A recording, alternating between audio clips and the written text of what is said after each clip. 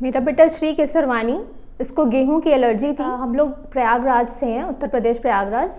मेरा बेटा जब 2.5 साल का था तब अचानक से इसको इसके वॉमिटिंग एंड ऑल होने लग गई और इसके स्टमक में भी पेन होता था बहुत ज़्यादा और लूज़ मोशन भी हो रहे थे। तो मैंने इसको डॉक्टर को दिखाया। नॉर्मली बस इसका उन्होंने बस चेक किया तो उन्होंने बोला कि इसका टीटीजी आप एक बार लेवल चेक करा लीजिए। इसका टीटीजी लेवल जो था पॉजिटिव आ गया। तो जस्ट मैंने डॉक्टर से जब बात की तो उन्होंने कहा कि इसका एलोपैथिक में तो कोई भी ट्रीटमेंट नहीं है, वीट की एलर्जी, इसमें ग्लूटेन फ्री डाइट डॉक्टर ने रिकमेंड किया था।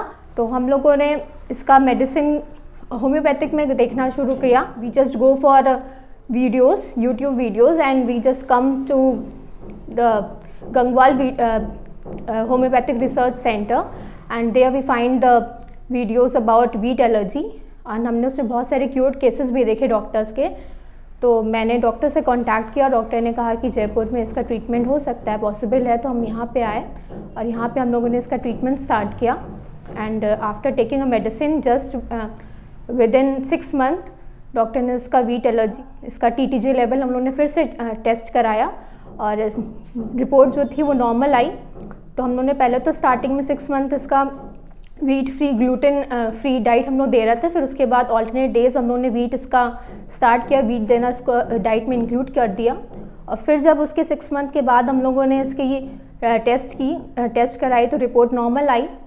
तो फिर डॉक्टर ने इसको हम लोग को बोला कि एडवाइस दिया कि हम लोग डेली इसके डाइट में वीट देना स्टार्ट करें।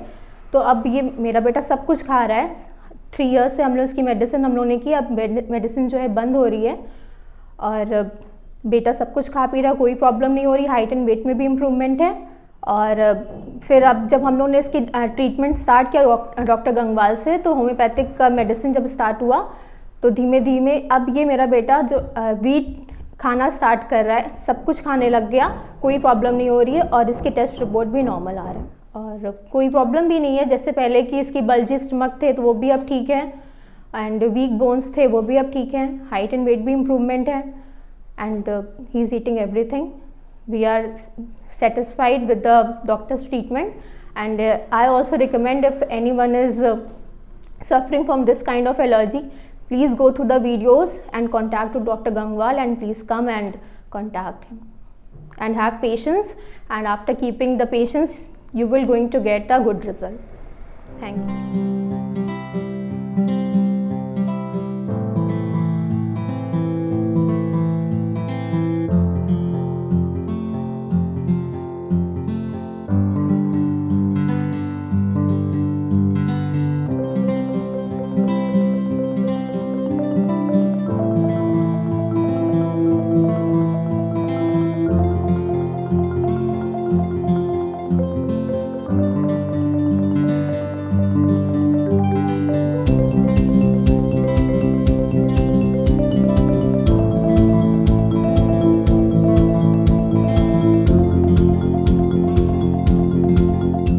Hello friends, my self doctor D Gangwal. आप सबका स्वागत है गंगवाल होम्योपैथी रिसर्च हॉस्पिटल में।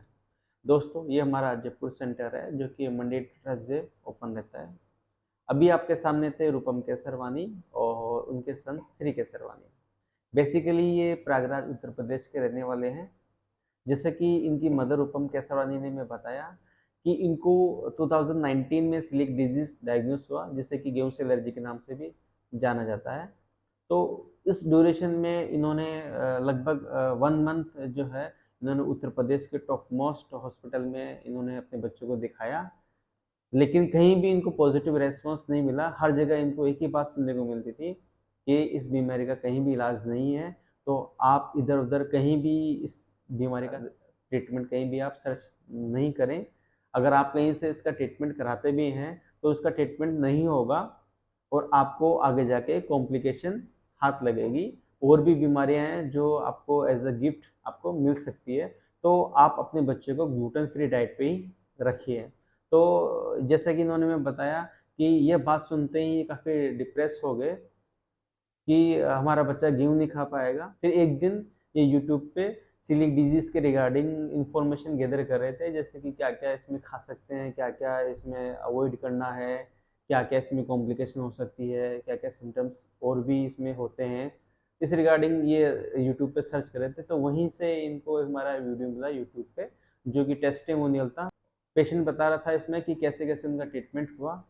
तो जैसे इनको पता लगा, ये हमारे Jaipur centre Gangwal homeopathy research hospital में इन्होंने विजिट किया, और आते ही इनका, डॉक्टर साहब हम बहुत खुश हैं कि इंडिया में कोई तो ऐसा हॉस्पिटल है, कोई तो ऐसा डॉक्टर है जो इस डिजीज़ के लिए क्लेम करता है कि इस डिजीज़ का ट्रीटमेंट पॉसिबल है।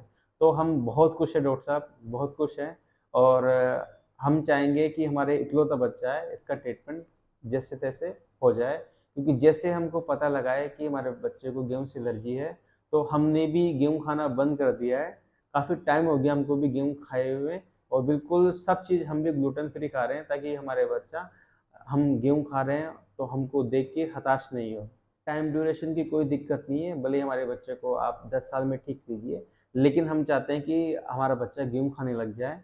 अगर गेहूँ नहीं खाएगा तो फिर क्या खाएगा? कोई ऑप्शन ही नहीं है।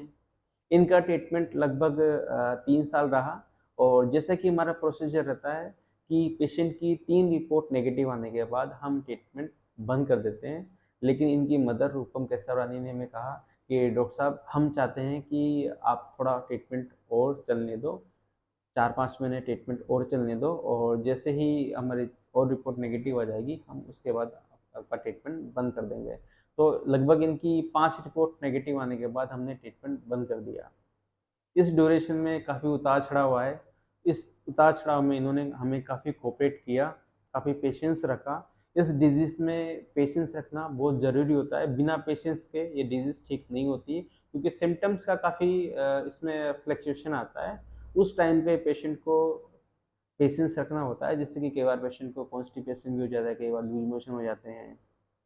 कई बार पेशेंट को वोमिट आ रही है, चेंज ऑफ वेदर में सर्दी जुकाम, काशी, फीवर, बहुत सारे ऐसे सिम्टम्स होते हैं जो इस ट्रीटमेंट के दौरान होते हैं। वो सीलिएक से रिलेटेड हो भी सकते हैं और नहीं भी हो। तो उस टाइम पे पेशेंट को पेशेंस रखना बहुत ज़रूरी होता है। इनका यही पेशेंस था कि इनका ट्रीटमेंट 3 साल चला, और इनका ट्रीटमेंट बंद हो चुका है। काफ़ी खुश है ये। इनके रेफरेंस से काफ़ी इनको पेशेंट भी मिले हैं। आप लोगों से भी हम यही चाहेंगे कि आप पेशेंस रखें, कोऑपरेट करें। गंगवाल होम्योपैथी रिसर्च हॉस्पिटल से जुड़ने के लिए बहुत-बहुत धन्यवाद। हम चाहेंगे कि आगे भी ऐसा ही आप लोगों का कोऑपरेशन, पेशेंस बना रहे। Thank you.